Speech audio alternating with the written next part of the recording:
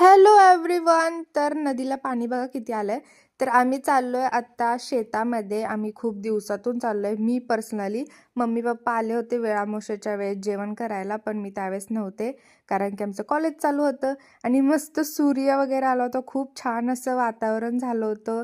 हरभरा होता, लिंबू होता, जेवढ्या भाज्या आमच्या मम्मीला भेटतात तेवढ्या मम्मीने आमच्या सगळ्या काढून घेतल्या होत्या. आणि आमची आई बाहेर गेली होती त्यामुळे ती आली नव्हती, नाहीतर अजून जास्त भाज्या भेटल्या असते कारण की तिला माहिती आहे कुठं कुठं काय काय लावलंय.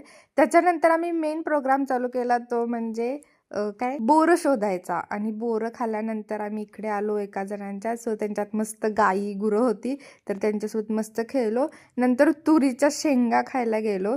सोनू म्हटली चला आपण तुरीच्या शेंगा खाऊयात. तर तुरीच्या शेंगा खायला गेलो. मस्त तुरीच्या शेंगा खाल्ल्या.